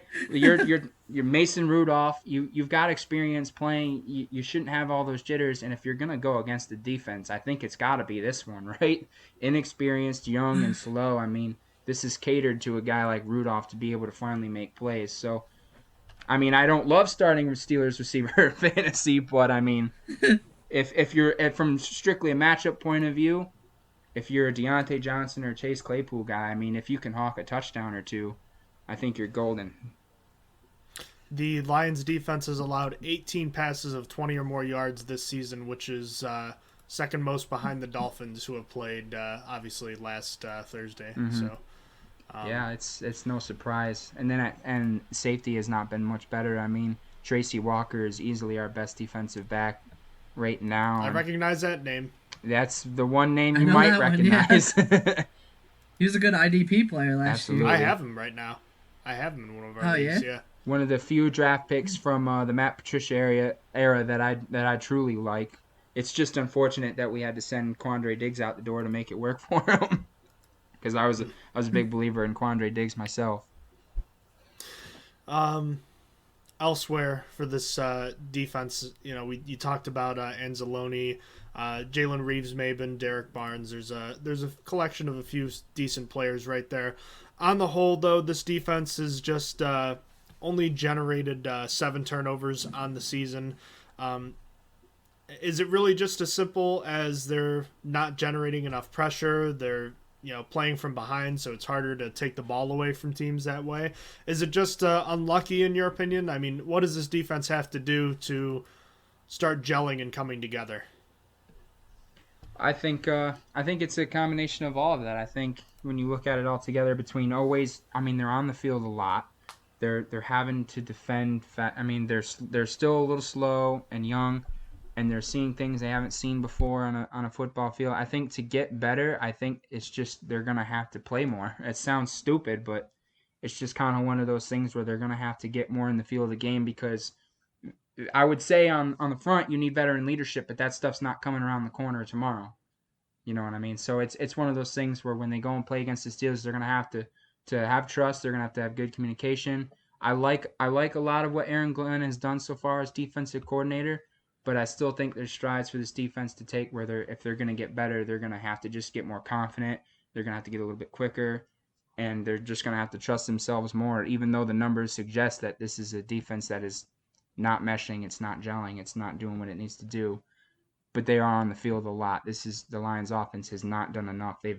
This is a defense that in order to win games, they're going to have to allow less than 20 points a game, which is unreasonable for a team of this youth and this level right now. So unfortunately for this defense to get better, I think they're just going to have to get some of those guys healthy, which isn't going to happen with Okwara, who I think was the bona fide leader of this defense. They're just going to have to play more and get more confidence, and then just keep trying to get better individually and hope their offense has a good day. All right, Austin, anywhere else you wanted to go at the moment? Just one thing. I know we kind of went over the defensive line already, but I did want to address pass rush. So how do you feel about your pass rush going into this game? The Steelers' offensive line has been really bad, and something I wanted to know is because I didn't know what was playing worse. Do you think the pass rush is playing well currently, and the defensive backs aren't playing well enough to give them time to rush the passer, or is it a combination of both? Because I was looking at the stats, as I saw that you guys were tied for 29th in sacks. Do you feel good about the pass rush, and you think it's more of the defensive backs not giving your pass rushers time? How do you feel about that? I mean, all things considered, with the amount of weapons we have on the defensive line, I'm pretty comfortable where they're at trying to rush the passer. I think the struggle is coming from where we're struggling to stop guys up the middle, going deep. Like you said before, we've given up a lot of deep plays, and it is so hard for this defense to get off the field on third down. It just hasn't happened enough as a defense. The teams are converting long third downs, and even going back to the Ravens game, at the end of that game where the Ravens had the most unbelievable series of events to win that game, they had like a fourth and incredibly long, and they still converted it, and then they turned around and kicked the game-winning field goal. So I think things of that nature, I think situationally, they need to play better situationally. They need to not give up so many big plays and try and keep things in front of them. But I think the most frustrating thing as a fan is to watch a bend don't break defense. It's so frustrating because you're like, all right, we can keep them from getting 7 yards here, but then we just keep letting them do it. It's like, oh man, we got to get off the field. We got to get off the field, and they just don't. I think that's where they struggle. I think rushing the passer hasn't been the biggest issue on this team. I think they do it really well. it's one of those things where a combination of everything. We're getting good production from our linebacker core in that respect too. I think one of our leading sack getters is an outside linebacker, Charles Harris, who's come through really well for us. We've gotten a couple sacks from Julian Okwara, the younger Okwara brother. Who's also considered a linebacker. We had one sack, I think, from Romeo Okwara before he got hurt. It's just one of those things. We're getting some production from the linebackers in that respect. It's just when we're forced to play deep, when we're forced to play wide, I think that's where we're struggling as a defense. It's really cool that Charles Harris is having a comeback like with you guys. He was regarded as a big bust with the Dolphins. Yeah. After that draft, and then he didn't really do much with the Falcons, but it's really cool that he's performing with you guys. Yeah, I think as a Lions fan watching him play, it's been nice to see him kind of come in and play pretty well and make an impact on games. For the most part, we've seen him in some big sacks in some of those games where we lost big, but it's just kind of the nature of being a Lions fan, I suppose. you're getting good play from guys whose names you've never heard of, and then you got guys like Trey Flowers you bring in and you forget he's on your team because it's almost like he hasn't done anything. I mean, a guy like Trey Flowers, he's gotten, I think, one sack this year. He's only got a couple hurries. You don't hear his name very often lately. It's just kind of one of those things. We're not getting it from where we thought we would, but we're still getting some good production in other areas, so it's tough to gauge. Thank you. All right. I don't have any more questions about the defense if you don't. All I've got left is I just wanted to touch on the fact that there's going to be a different kicker because Austin Seibert was placed on injured reserve, so Ryan Santoso was elevated to the 53-man roster. Have you gotten any look at him? Was he with the team in preseason? I don't know anything about him. We've had a couple kickers in and out of the building. I don't remember if Santoso was the guy we had earlier this year when Seibert was hurt. It's possible, but I think it was. But yeah, I don't love our kicker situation since letting Matt Prater go, but I guess that's just kind of the nature with kickers. It's so hard to gauge whether you got one until you see him perform well in a game, and it's so fluctuating. But no, I don't know a ton about Santoso. I wouldn't fear him if I'm the Steelers. I wouldn't worry about it, but I don't know if it's going to be a situation where the Lions in a situation where a normal team might be able to kick a field goal. I don't know how many of those situations where we're going to see the Lions go for it. It's possible they're going to go for it more often, not simply because this is an AFC game on the road and we're a team that feels like we got nothing to lose. And if we're out our kicker and we're going with a guy that we took off the street, I would very much expect this team to start going for a couple more fourth down. I mean, it's something that the Lions have done a lot of already. Not necessarily successfully, but going for fourth down is something that we've done a lot already this year. I think we're 8 for 21 on fourth down so far this year. I mean, we've gone for it a lot, but I wouldn't be surprised if it comes down to it, they decide to start making more plays trying to make more plays with the offense and trying to get better in that regard, as opposed to parading a guy who was bagging groceries last week and seeing if he can kick a 40-something yard field goal. So I think it'll just kind of depend on the game situation, maybe, if it ends up being a close game. What about? Go Sorry. ahead, Austin. After you. I was just gonna say, continuing with special teams for a second. There is something to hold your hat on though, and that your punting unit has been top tier, like literally top tier. You are second in the league in punting average, in net punting average, with 45.1 yards per punt, and your regular average is pretty good too. You're at the top of the league for that as well. So got a good punting situation going on with 50.4 average on punts. So oh yeah, stick Jack Fox and the Raptors with those kind of numbers, right? I mean, I don't think he was an All-Pro. I think he was a Pro Bowl punter last year. He's been a guy that we took a couple years ago as a rookie, and he's been real strong for us. And hey, if you're going to be a losing team, you got to figure out where your strengths lie. And thankfully, we've been one of the best at punting the ball. I can hang my hat on that at the end of the day. I feel good. You can hang your hat on. We are great at punting the ball. We do it a lot, but we're great at it, so that's always good. All right, well, we've kind of got this game, got a good look at it from top to bottom on both sides here. I know that obviously, it sounds like the Ben Roethlisberger news is an isolated incident, so it doesn't sound like there's going to be a situation like the Denver Broncos last year where Kendall Hinton had to start an emergency basis. So, I mean, we'll see, but it certainly seems like it's going to be Mason Rudolph starting tomorrow. With that in mind, could you give us one matchup on each side of the football that you're really looking forward to seeing? And once you're done with that, if you could give us a game prediction. Sure, absolutely. Looking at matchups, I'm really hoping to see a lot of Penei Sewell versus T.J. Watt. I don't know how much of it I'm going to see depending on where T.J. Watt lines up, but I really want to see how this rookie, if he goes back to the right side, how he fares. I'm assuming they're going to line T.J. Watt up on him a lot because they're going to try and test him. But Penei Sewell has shown some good things. I mean, we saw him keep Aaron Donald completely off the stat sheet a couple weeks ago against the Rams. I really want to see how he does against T.J. Watt.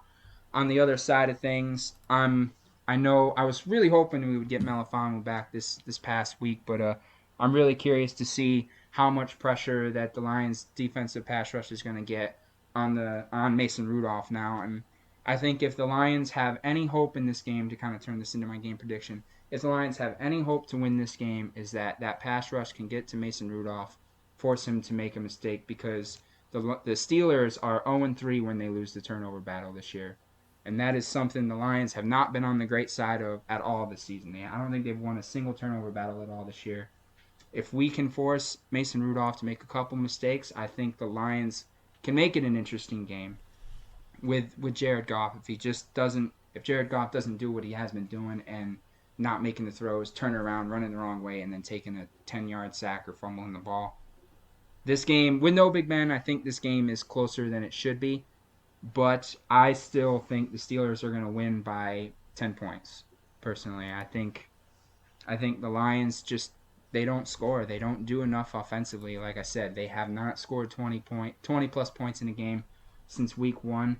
I don't know if they can do anything better than that against a decent Steelers defense, in my opinion. The only chance the Lions, like I said before, the only chance they have is if they can force some turnovers on defense. Otherwise, Najee Harris is going to ruin this Lions defense. I think this could be a big Najee Harris day. And I got to go on the record, John. I don't know if you mentioned it with me before the season. I hated the Najee Harris pick for the Steelers. I hated it for you guys. I wanted so bad for you guys to take someone maybe on the offensive line or something. But I was like, man, taking running back first round, it's going to be a mistake. This team needs more than just a Najee Harris. I don't think it starts there. But he has proved me wrong, like a lot of those rookies have so far this year. Jamar Chase, I'm looking at you. He's proven me wrong, and Najee Harris has easily been the best weapon on the Steelers offense, and I'm not looking forward to watching him torch the Lions for 100-plus yards and 2 or 3 touchdowns tomorrow. So if you're a Steelers fan, no Big Ben, I think you're still okay. I think you still are easily in control of this game. You don't panic. You don't turn the ball over. You should still win this game. Don't fret over my Lions. I'm not going to. You shouldn't either. Oh, man. Do you have any specific numbers you want to throw out there for the score? I think this will be a low-scoring game. I think the Steelers will probably lead maybe 14-3 at halftime, and then this might be one of the fastest games of the weekend, in my opinion. I think this is going to be one of those games. The Steelers, I think they'll understand they don't need to go crazy on the stat sheet on offense to beat this team because they only got to score 3 touchdowns to do it. Essentially, if anything has been proven, if you score 3 times, you're golden. You can win the game. You just don't got to give the Lions the ball. Most of the damage they do on offense has been in the fourth quarter. I mean, we've seen that in the 49ers game. We've seen it in the Ravens game. We've run, I think, almost half of our best offense in the fourth quarter. I'm trying to see if I had the numbers in front of me before. But if the Steelers just control the game early, I think it'll go. The over/under when I had it was 45.5. I think it could go over should the Steelers win the coin toss and they score to end the first half and they score to start the second half. I think that's the best chance for the over. But otherwise, I see this as a 23-9 game in favor of the Steelers. Alrighty then. Austin, if you're all set, I think we're good to wrap this one up. Yeah, I'm all good. All right, Will, I wanted to say thank you so much again for coming on the podcast. I know it only happens once every 4 years, so we like to have you on every now and then like we did last year for that group discussion about officiating, which, well, if you watch Monday Night Football last week, it's still very much a problem, and it's not going away. There's a lot of games outside of Monday Night Football that still have that problem. All very much It's pretty so, universal this season. It's been tough to watch, especially the game the other night between the Ravens and Dolphins that was a difficult watch with the officiating. I'm sure we could The passer driving them down the field. Yeah, it was horrible. I'm sure we could have you on again at some point this year just to have a roundtable discussion about that, because that was always that's always fun to talk about. But in the meantime, Will, thanks as always for coming on. Hope you're doing well, and we'll have to get together sometime soon. We always appreciate having you on, and appreciate the insight. Enjoy the game tomorrow. Absolutely. Thank you, guys. Have fun beating on my team this weekend. It'll be fun for you. Don't speak too soon. That. We'll see. Yeah. We'll see. Before you go, is there anything you want to plug, like your Twitter or anything? Yeah, please do whatever you want. If you want to follow my Twitter, I am at Will Lester. That's WILLLESTER94. You'll see a picture of me and my dog. I don't tweet too often. I tweet mostly, if I do tweet, I tweet a lot of Lions stuff or just general kind of sports stuff and whatever. NASCAR season just ended, so you won't get any of those horrible takes from me on Twitter anytime soon. But that's where you can find me on Twitter. As for any other medium, I'm sure you can kind of go from there. I don't have too much going on. I'm sure we'll be interacting with your Twitter account a lot tomorrow, so we'll be along for the ride together on that one. I'll be sure to be on top of it. Alrighty. Well, thanks again, Will, and we'll have to have you on again sometime soon. Maybe before the season ends, and if not, then we'll have you on, during draft season or something. But certainly not the last we'll hear from you. Sure thing, no problem. Glad to do it. All right, take care, brother. You got take it. care. You fellas have a good one. Bye. All right, welcome back to the Stronger Than Steel podcast with Austin and John. Hope you enjoyed the interview with Will Lester. And Austin coming back from that interview now, talking Steelers and Lions. We'll get back into our game picks to close things out in a little bit. But after hearing Will talk and getting to fully let the news of Ben Roethlisberger missing tomorrow's game sink in, where are you at right now? I feel not different than I felt. I literally didn't change my score prediction. It's the same exact score prediction. I said, this makes a little bit more sense now. Now I won't get yelled at for it. But I don't feel good. I'll put it that way. But I don't know. I guess we'll see. How much worse can Rudolph be, he says, his famous final words. Basically, what we need from Rudolph is to not turn over the ball. If he doesn't turn over the ball, we're getting the same exact play that we had with Ben Roethlisberger. But that's what I'm worried about. I'm worried about Rudolph turning over the ball.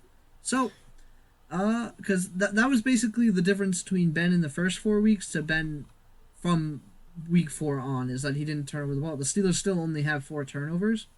So, because I wouldn't say Ben is playing like great or anything. He's playing serviceable football because he's not turning over the ball. But yeah, so that's the key for Mason Rudolph for me, is just not turning over the ball. Very much like Peyton Manning in the last few weeks in the playoff run for the Broncos for Ben the last few weeks. Here's how I think it shakes down for Ben to Mason. The pros and cons with Ben are: pros, he's an 18-year vet. He knows the offense. Even if it's a new offense, he has more freedom than anyone else in the offense. He has more of a rapport with those receivers than anyone else. He's not great at pushing the ball down the field, but I trust him, especially in 2-minute situations. He can get the ball out of his hands quickly, and he can check the plays when needed to. So that's the good thing. The bad thing is he's struggling to push the ball down the field. He can't really extend the play, and he's obviously a guy that's not really mobile. So there's all that, and he does occasionally throw an interceptable pass, deeper down the field, and doesn't target the middle of the field. With Mason Rudolph, the pros, he's certainly got a more lively arm at this point than Ben Roethlisberger does, particularly down the field, more accurate down the field. Completed 4 deep passes in his lone start a year ago. So that's better for him. He has a good rapport with James Washington, something that Ben Roethlisberger doesn't seem to have. On the flip side, though, Mason Rudolph is also not really mobile either. He has virtually zero pocket presence and has less freedom in the offense. So, I don't know. Do you think I laid it out pretty good right there? Yeah, I was just the one thing I wanted you to cover is making sure that Mason Rudolph has no pocket presence.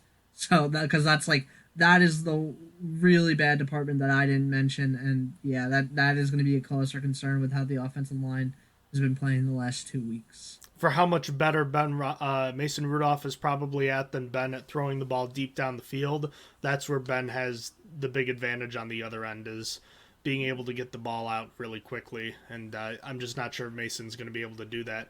This will be the worst offensive line Mason Rudolph has played with by far, so at least in terms of pass pro. Probably since high school. Yeah, Probably I mean, let's with be Oklahoma honest. State, he was having a better time. If I'll put it to you this way, if Mason Rudolph doesn't turn the ball over and doesn't get crushed in the backfield more often than not, I think this team might score more points than they would have with Ben. On the other side, I also think they're more likely to lose, if that makes sense. I think it's less likely. I saw the Steelers having a somewhat close win. I could see them either winning by slightly more now or losing. Yeah, no, that makes sense to me. That's fair. So obviously that's the big story. The Steelers, though, offensively, it's still going to be all about the running game here.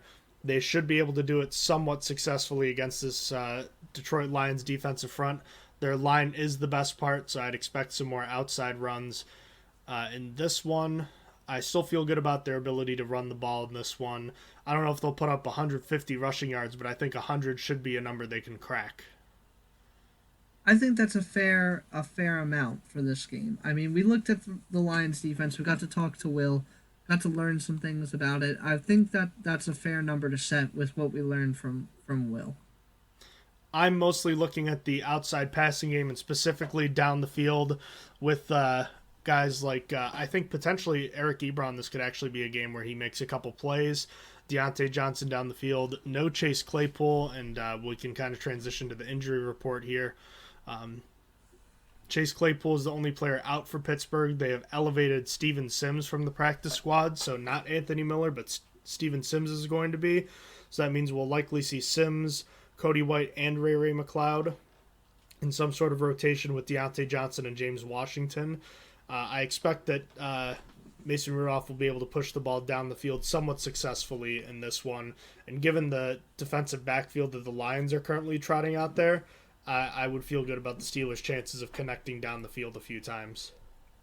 Yeah, we went over it. To be blunt, we really don't know those cornerbacks. We knew Mark Gilbert because he was with the Steelers, but cornerbacks aren't household names, to say the least. So the one you got to watch out for is Tracy Walker. That's their best defensive back in their defensive backfield. Not a cornerback, he's a safety, but someone you have to watch out for in the passing game nonetheless, because he's still a playmaker. So, yeah. All right, and then on the other side of the football, the Detroit Lions offense has struggled more than Pittsburgh's, as much as that might seem surprising. Struggled to push the football down the field, has ran somewhat effectively, but have been out of games a lot this year, so that just hasn't been something that they've been able to lean on and rely on. No Jamal Williams for the Lions in this one. Austin Bryant is questionable. Taylor Decker is questionable. But assuming those two guys play, I still think it's as simple as taking away TJ Hawkinson and loading the box against a guy like Jared Goff, who has not been pushing the ball down the field, trying to take away DeAndre Swift. I do think that this is a game plan that should work. However, I do still have some nerves, some jitters when it comes to the defensive line outside of Cam Hayward. Yeah. Something I wanted to go back to. You know what shocked me when looking up statistics for the Lions? I was looking up running back success rates, because shout out Football Outsiders, they actually have success rates basically defined to the same way that we define successful runs. And I was shocked to find that DeAndre Swift has the second worst successful run rate of any running back with more than 72, who has 72 rushes or more. He only has a 37% success rate. And I think because after talking to Will, we talked about how often they're in a 3rd and 10 scenario, and if they're running on 3rd and 10, he has to get at least 6 yards, and maybe he's not getting it there, but still, because any run that gets 6 yards is considered successful. Like even if you're in like a 3rd and 20 in that scenario, but yeah, DeAndre Swift is actually not that much of a successful runner, and that's not something I expected. I thought he was doing a little bit better. Does line up with what Will was saying, where he said it feels that that stat about like over half of the Lions down in distance this year have been by 10 or more yards. Yeah. I guess he's not able to get the 6 yards on those if they're choosing to run there, something like that. But kind of shocked to find that he was number 2. Can you guess who's the worst? Just to go off track for a second. Who's the worst running back? Can I get a hint? He's not a starter. I should have went with another. He's not a starter, but he's got 72 rushes. Oh God! Can I have one more hint? He's in the NFC. Oh goodness! Not. I don't know. I'll narrow it down a little bit more. A lot of bit more. He's in the same division. Oh. Because you basically have 2 choices if he's in the same division, or 3, I guess. Is it A.J. Dillon? No, it's actually Alexander Madison. Huh. Would not have expected that. Yeah, he's apparently the worst successful run rate running back. Well, how about that? And the Steelers will get to see him in a few weeks. But I think that this is a huge game for T.J. Watt against Penei Sewell, who struggled mightily on the right side earlier this year. TJ could have a big day, but I think it's pretty simple for the defense. Just don't allow the Lions to run the ball, and don't let TJ Hawkinson big play it. And one-on-one, they've done a good job of keeping a lid on things recently. Just don't get beat over the top. Don't let the Lions get back into things here. They're probably going to be aggressive, going to go for it on 4th down. Maybe we'll get surprise on sides in this one like they did against the Rams a few weeks ago. Be ready for trick plays, too. You should be able to beat them straight up. Don't get fooled. Yeah, they don't care. They're playing. They're a team that wants to win. There's 53 guys that want to win. Like this, I know for the organization, it's better for them to lose, but these guys are not people that just want to lose. They're going to bring out all the stops. They're going to bring out anything they can if they can get advantage. We saw that, as you pointed out, in the Rams game. So you got to be ready for everything against this team. They're a team backed into a corner that's just fighting. Anything else you wanted to add? And before that, we could move on. No, I think we're good. All right. Let's get back into our picks here that we were talking about before we had to stop to talk to Will. We left off at the 4 o'clock slate of games, and that means that we are at the Carolina Panthers at the Arizona Cardinals. Cardinals, who are favored by 10 as a result of the Panthers switching quarterbacks. It's going to be P.J. Walker, not Cam Newton this time. And with that in mind, even with Chase Edmonds out of this one, I do like the Cardinals to cover here. Yeah, I kind of bounce back and forth because there's a chance that Kyler Murray doesn't play. He is considered a game time decision, but I'm still going to go with the Cardinals even without Kyler. But I think there's a good chance Kyler comes back, and I think there's a good chance that D-Hop does not. I'm still picking the Cards to cover. I just don't like where the Panthers are offensively. I could see this being a close, low-scoring game, but I still think the Cardinals as a team are just better overall, even without Chase Edmonds, even without DeAndre Hopkins. They still have players to work with, so I'm giving the Cards to cover. Eagles at Broncos. Denver is a 1.5 favorite at home. This should be one of the more interesting games between two teams that are not really in the thick of the playoff race. Garrett Bowles and Bobby Massey out for the Broncos, so that's 2 tackles down. I'd like the Eagles to win this one outright, even though it's on the road. I just like the fact that they I do think they'll be able to run the ball, and the Broncos, I don't know. I'm just not sold on them right now. I kind of feel the same way. I'm going to pick the Eagles plus 1.5. I could totally see it going either way, but I am going to pick that the Eagles win this game. I hope so. I picked them in basically Survivor, so I need them to win. Let me backtrack to the Los Angeles Chargers hosting the Minnesota Vikings. Chargers are going to be without cornerback Ryan Smith. The Vikings without Anthony Barr and Michael Pierce. The Chargers are 3-point favorites at home. I'll take the Chargers for sure in this one. Give me them to cover. Almost had them as my lock because I'm not trusting the Vikings at all, but give me the Chargers. Yeah, something worrying about the Vikings. I don't think they have Harrison Smith back yet either. I don't think he's playing. I'm pretty sure he's not been activated yet. Let me take a look at. Yeah, I forgot. I was just saying I forgot to mention I had the Buccaneers as my lock of the week. By the way. Oh yeah, that's a smart lock of the week. Yeah, Harrison Smith is still on the COVID list. I'm still gonna pick the Vikings +3. Why? I don't have a good reason. Football is stupid. I'm stupid. I'm gonna pick the Vikings +3. If you watched any games last week, you'd understand why random, upsets happen. So yeah, football doesn't always make sense. So I'm going with nonsensical reasoning. All right, next we have the Seahawks at the Packers. Green Bay is a 3.5-point favorite at home. You go first here, Austin. I'm going to take the Seahawks +3.5. Russell Wilson's activated. Chris Carson's not playing, but I think that they're going to be better. They also got more wide receiver help. Their rookie, Dwayne Eskridge, just got activated as well with Russell Wilson. So I'm going to pick them to keep it within 3.5 points. I like the Packers to win this one by a touchdown or more. I'm not convinced about Russell Wilson being healthy yet. Not sure exactly what's going on, if it's going to be Aaron Rodgers or Jordan Love, but to be honest with you, I don't think it matters. The key important stat here, Austin, the Seattle Seahawks have not won at Lambeau Field since 1999. That is a long time. That is all you need to know. But you know what's even longer? The Lions haven't won in Pittsburgh since 1962. There you go. And we had Will on before we started recording. It's 55 years to the date today. I believe he said, right? Oh, was it? I missed that when he said that. I believe that's what he said. Now we're gonna have to look. Oh man. I'm gonna take the Packers to cover though. You want to set up the next game while I do some fact checking? Oh, of course. So the next game is going to be Sunday Night Football. It's the Chiefs at the Raiders. The Chiefs are favored by 2.5 points in this game.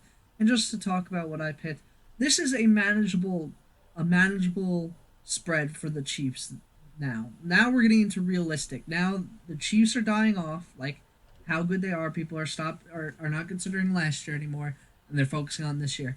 A 2.5 spread is doable. I can see them beating the Raiders by 3 points. Therefore, I'm going to pick the Chiefs to cover. I didn't think I was going to be able to pick the Chiefs anymore this year, but it looks like they're coming back to reality, like we're focusing on this year, and that's a doable spread. I'll pick the Chiefs to cover here. Today is November 13th, correct? Today is November 13th at the time of recording. November 13th, 1955, the Detroit Lions defeated the Pittsburgh Steelers 31-28 at, I believe, was that Pitt Stadium then? It was either Pitt Stadium or Forbes Field at the time where the Steelers were playing.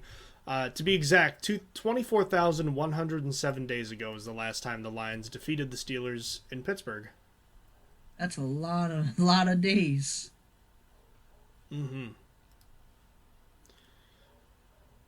Trying to see if the Steelers line is moving at all. Not seeing anything at this time. All right. Let's see. I'm sorry. I missed what you were talking about. Did you talk about Chiefs and Raiders? Yeah, I gave my pick, so you could talk about what you have for that game. I'm going to take the Raiders. I'm just not going to believe in the Chiefs right now until I see them playing better consistently. So give me the Raiders plus 2.5. Totally fair. Rams at 49ers. Go ahead. Oh, I was gonna do it, but yeah, that's fine. All right, Rams at 49ers. The Rams are 3.5-point favorites on the road.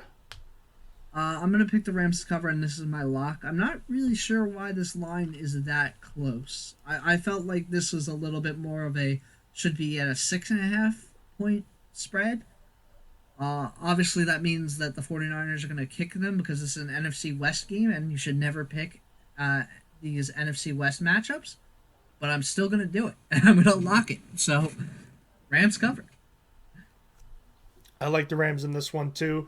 The Niners are dangerously close to having their GM and coach on really, really hot seats. And I imagine that John Lynch is going to be the first to get the proverbial guillotine, if you will, even though he's not the real man in charge. It's Kyle Shanahan. Yeah, I could see that. All right, X Factors, bold predictions, final score. Go ahead. All right, all together now. Offense is going to be Dan Moore. I think he's had a rough 2 games between Myles Garrett and then Robert Quinn. And now, more than ever, I had picked him before the Mason Rudolph news, but we had talked about that Mason Rudolph's one of his biggest downfalls is that he can't feel pressure. Dan Moore's going to have to clean it up in this game. That's Mason Rudolph's blind side. He needs to clean it up to prevent Mason Rudolph getting hammered and ending up fumbling the ball or just even getting hurt. Because, putting Dwayne Haskins in there actually, I think, is worse. That now you start to get to a point where it's okay, now there's definitely just immediately a bad downfall from having Dwayne Haskins start over Ben Roethlisberger. At least Mason Rudolph has a chance to come in and be I could play the same. I don't see that from Dwayne Haskins. So, I for offense, it's Dan Moore. He needs to keep the blind side protected. Defense, I have it as Joe Schobert, but really it's the middle linebackers. As I see it, the Lions have 2 weapons on offense that I'm scared of. And likely both will be matched up with the middle linebackers at some point. That's going to be T.J. Hawkinson. Basically, in coverage, they're going to Joe Schobert and them are going to have a tough time if he's down the middle of the field, running middle of the field routes when they're in zone, stuff like that. And then also DeAndre Swift. I know I touched upon his successful run rates, but he's a really good pass catcher out of the backfield as well in coverage there. And he's, regardless of that stat, I don't know. I haven't watched any Lions game this year, or not fully at least. So I feel like it might be a little bit deceptive. I think Swift is a little bit better than his successful run rate goes on to say. So I still have the middle linebackers and specifically Joe Schobert as my X factor. As for bold predictions, I'm going to have no pressures given up by Dan Moore this game. I'm going to have Joe Schobert with 1 pick and 2 sacks, and then my third one is that the Steelers get a safety in this game. I don't remember the last time the Steelers got a safety game. I'm sure there's one I'm just forgetting. The only one that comes to mind is the playoffs against the Chiefs when James Harrison drew the hold. But I'm sure there's one in between there that I'm just not thinking of. But still. As for my final score, as I said last week, I did not change. The Lions are going to win 23-22. I have the Lions plus 6.5. It just, even before the Mason Rudolph news, it just made sense that this would be a loss, like a classic loss, because of where the Lions are. And again, the Lions are backed into a corner. They have nothing and everything to play for at the same time. They're not going anywhere, but there's 53 guys on that roster that want to win. So, they're going to be trying anything and everything, as pointed out earlier. I think it's going to result in a win. Now, possibly more than ever with Mason Rudolph starting. But I still think it's going to be close. I still have them only winning 23-22. All right. For me, my X factors on offense, I have wide receiver James Washington having to take the place of one Chase Claypool in the offense at the Z receiver. Washington obviously has a lot of rapport with starting quarterback Mason Rudolph for this game, seeing as how they played together in college. Could be a big game for him, and Washington looking to cash in with a contract after this season. This might be his last best opportunity to show out well in this one. Defensively, I have Minkah Fitzpatrick. If there's a game for him to finally get off the schneid and start getting those turnovers, it's going to be this one. I expect him to play well again, and I think this is the game where he can finally start turning those supposedly close big plays into actual big plays. My bold predictions, I have 7 explosive plays for the Steelers offense. Wildly explosive game on offense. I have James Washington with a 50-yard touchdown and Minkah Fitzpatrick with 2 interceptions and 10 tackles.